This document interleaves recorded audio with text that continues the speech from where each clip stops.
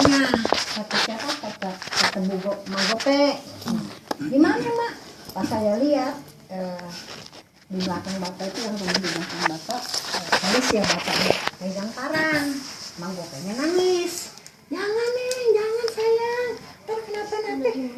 Yang saya pikir nanti kalau seandainya si anak ini dibacok, dia kena karena dia urusan sama polisi, saya kan yang tanggung jawab. Jadi saya raih parangnya, terus ada anaknya satu lagi bawa celurit, saya ambil lagi celuritnya.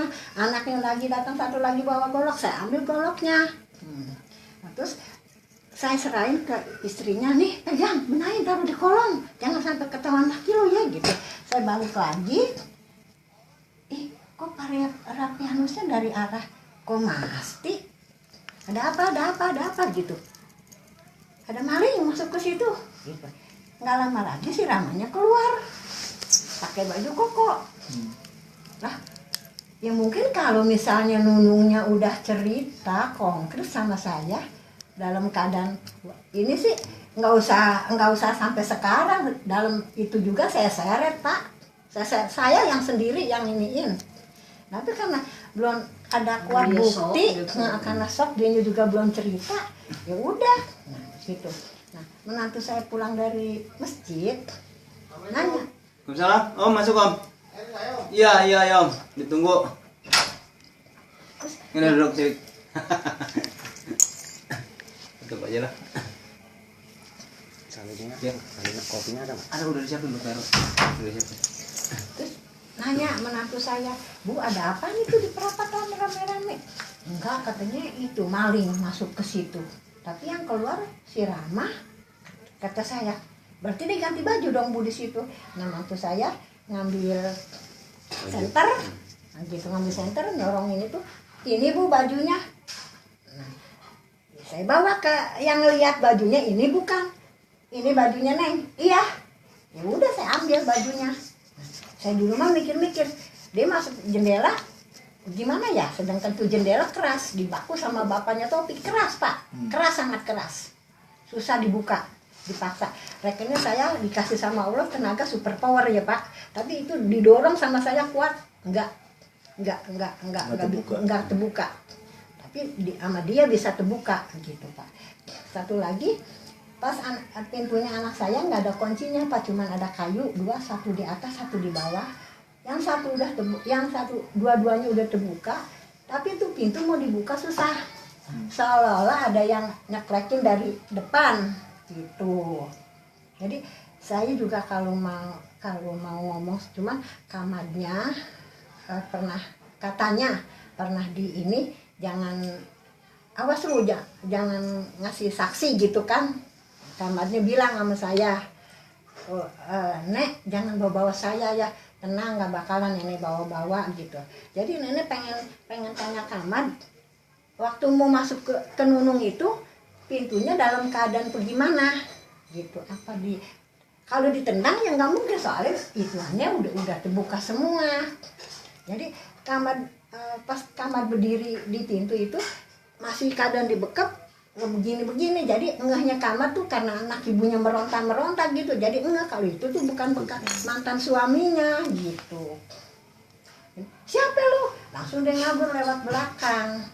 Udah malamnya itu pas saya ngomong sama anak saya, sama korban ini, besok kalau gajian dari Pak Heru beli bambu ya Neng 2 aja, terus pagerin deh, terus nyuruh Bang Maman cabutin rumputnya, takut ada orang jahat masuk dari belakang, kata saya. Belakang terbuka. Ya ada gede dikit doang ya, sekarang mau kas diinin dia rubuh Pak. Udah tuh belakang tuh Pak kan anjloknya bawah banget nih Pak, turunnya jauh gitu. Di sininya ini saya taburin beling itu Pak, tapi bisa dia nggak kena beling, lari. Terus sendalnya ketinggal di situ kan di bawah jendela. Udah masih ada barang buktinya di bawah. Yang kocaknya lagi si adenya begitu datang, Nek bajunya mana? Hah? Bajunya mana? Ade. Ini namanya istrinya Rapianusnya. Bajunya mana Nek? Kok nanyain baju? Iya bajunya si Rama. aja. Mana nek pengen lihat, wah sama suaminya Puput, nggak tahu dibawa ke polisi apa dibawa kemana ya. Ayo dong nek pengen lihat. Iya orang sama suaminya Puput, padahal nenek dudukin gini, nenek dudukin tuh baju, ngiset aja, jangan aja lu ngelihat gitu. Sendalnya di sini, sepatunya di sini. Ya itu buat bukti ya. Buat barang bukti yang serahin dia. Terus barang bukti mah apa? Apa gunanya tuh Pak? Kan sekarang ceritanya udah. Disimpan dulu aja. Itu sendal sama kaos itu. Iya. Rama punya. Iya. Pegang aja. Simpan aja. Bukan, waktu musyawarah itu ada pengakuan nggak? Ada Aku. Emang bener ya, Nek? Ya, Bener emang ini. benar dia. pengakuan dan juga si korbannya ini dia lihat jelas dan dia kenal orangnya gitu. Jelas dong. Waktu jadi sebelumnya dia dibekep itu, jadi posisi maaf nih Pak ya, bukan jorok nih Pak.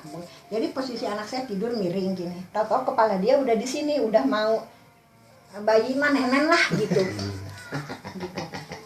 Iya maaf ya Pak, maaf bukannya jorok. Iya kalau bayi mah nenen lah gitu. Jadi anak saya apa lu gitu. Udah lantaran ya namanya juga anak segitu.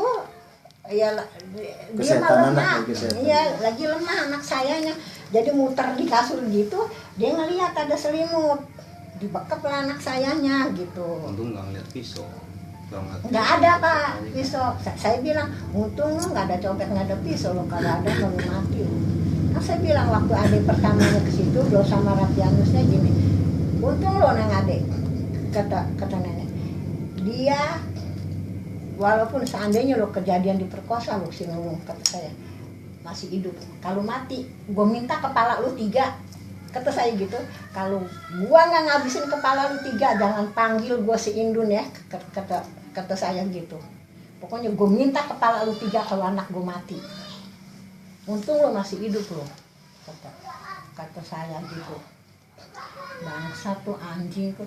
Kayak tadi juga ya keterlepasan banget, kata polisi kan ya Pak, mau dibawa kemana nih katanya itu, kata polisi kan hukum dia Pak berat-berat, anjing lo bangsat lo, kata saya. Seandainya lo ngomong cerita dari semalam lo begitu, dari kemarin lo gue tahu lo mati lo sama gue lo dari semalam lo, kata saya gitu. Terus langsung kan si itunya nangis buaya laki bini. Jadi tadi Jangan nenek gitu. rembukan itu dari pihak keluarga korban, terus pihak keluarga pelaku, ada saya, Pak Ruskia, Pak Sito, terus sama Pak Ramli, didampingin sama Pak Ratma gitu. Jadi ditanya juga kan, ini mau gimana, mau di jalan musyawarah, apakah mau dilanjut gitu kan. Dari pihak keluarga pelaku itu kan harus tetap di dalam dimusyawarahkan secara keluargaan lah penyelesaiannya gitu kan. Tapi dari korban itu nggak mau sebenarnya gitu, nggak mau secara keluargaan, karena kok segampang itu gitu kan. Saya sudah diginiin dengan buat surat pernyataan seperti ini, bisa aja semudah gitu kan. Nanti gimana kalau diberbuat lagi itu korban gitu kan. Ibunya juga tetap kekeh gitu kan, mau dibikin efek jerah, laporkan aja ke kepolisian. Tapi kalau ke kepolisian itu bukan ke Kapolsek Cisoka katanya, harus ke Kapolres Tangerang penanganan nih Pak. Enggak, jangan ke Polres Tangerang, itu kan buat kota, kabupaten, Polres kabupaten. Nggak tahu deh. Lain kasusnya kali, Pak. Pak Ratma bilang Enggak. begitu. Polres Tangerang. Tangerang katanya kalau Ya, pelecehan gitu. gituan katanya. Sekarang mau gimana nih? Jadi kita sebagai penengah gitu kan, ini mau gimana? Ini juga ibu dalam keadaan bingung, terus korbannya juga masih belum bisa ditanya sama situ gitu kan, ya akhirnya diputuskan seperti ini gitu, dari saudara-saudaranya, dari mantunya atau dari anaknya. Saya emang nggak, makanya begini Bu, nggak tahu gua. Emang tadi juga anak saya telepon yang gede gini, udah beres Bu, rapi kali menurut lu mah, gua mah belum rapi, kata saya gitu. Saya bacain aja ya. Surat pernyataan saya yang bertanda tangan di bawah ini, nama Rizky Ramadan, si Rama itu, usia 13 tahun, alamat di RT 3 RW 10, ujian pelajar. Dalam hal ini kami sebagai orang tua Rapianus, usia 50 tahun, alamat sama, pekerjaan buruh, bahwa pada hari ini Minggu 26 April 2015 telah dibuat surat perjanjian, dalam hal ini telah melakukan perbuatan atau pelanggaran asusila terhadap korban yang bernama Nur Aslamiah umur 23 tahun di RT 6. Dan untuk selanjutnya kami pihak pelaku menyatakan permohonan maaf kepada korban untuk diselesaikan secara kekeluargaan atau musyawarah. Apabila di kemudian hari pelaku atau keluarga pelaku itu melakukan tindak kriminal yang sama kepada korban atau kepada keluarga korban, ya, ataupun kepada orang lain, kami pihak pelaku siap menerima hukuman sesuai dengan undang-undang yang berlaku atau diproses secara hukum. Tambahan juga dari pihak korban, dan juga bahwa kami dari keluarga pelaku sepakat untuk menjauh dari korban untuk membantu proses pemulihan korban. Jadi pengennya keluarga korban ini si anak itu diungsikan kemana dulu gitu kan, atau dikirim kemana lah. Dia masih trauma, mau nemuin anaknya aja takut tadi korban Pak, mau nemuin si Rama gitu. Nah, pengennya itu dia menjauh. Demikian surat perjanjian ini kami buat dalam keadaan sadar tanpa ada tekanan dari pihak manapun. Itu ditandatangani sama pelakunya sendiri. Pihak keluarga korban dari anaknya ibu yang tanda tangan, ibunya sendiri itu nggak mau sebenarnya. Terus pihak pelaku keluarga korban Pak Rafianus mengetahui Pak Ramli saya suruh tanda tangan duluan karena kejadiannya kan ada di RT 6 gitu. Baru saya tanda tangan di sini. Jadi di kopi dibagikan ke RT 6, keluarga korban, pelaku, keluarganya, ke tembusan ke Pak Katma, sama buat ke Pak RW. Ini hasil satu di RT 3. Aslinya di Hasil di RT 3. Nah, sekarang yang jadi permasalahan, ibu ini sama si korban itu masih dalam keadaan linglung, dalam hati sebenarnya dia nggak terima gitu. Tapi maaf karena di keluarga ibu ini nggak ada yang bisa dipertanggungjawabkan anak-anaknya gitu kan. Belum, yang satu masih umur berapa tahun Bu ya? Iya. Kelahiran 81 Pak gitu. Nggak ada yang dituain dituain gitu. Terus yang cewek juga nggak bisa apa-apa. Dari sini nuntut suruh supaya dalam keadaan gini musyawarah aja udah gitu kan. Posisi saya dari di situ cuma mendampingin aja Pak, karena pelakunya itu di RT 3. Saya dampingin terus sampai proses kemanapun gitu kan, walaupun sampai ke proses hukum gitu. Saya dampingin terus gitu kan. Jadi intinya saya cuma sebagai penengah aja gitu kan. Terlepas dari masalah ini, tergantung dari korban. Mau gimana nih, mau diselesaikan secara kekeluargaan atau mau dilanjut ke ranah hukum. Kalau mau dilanjut ke ranah hukum, itu harus lapor ke Kapolres Tangerang. Kapolres Tangerang. Ibu ini bingung lagi tuh, mau siapa yang ngurus, mau siapa yang nganter gitu. Akhirnya jatuhlah surat pernyataan ini, walaupun dalam keadaan setengah terpaksa. Enggak, bukan setengah terima lagi, enggak, keadaan enggak nerima banget, enggak, sangat enggak nerima.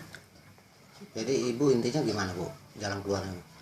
Khawatirnya nih Pak, setelah dibuat surat pernyataan ini gitu kan, ternyata si anak itu masih di sini gitu kan.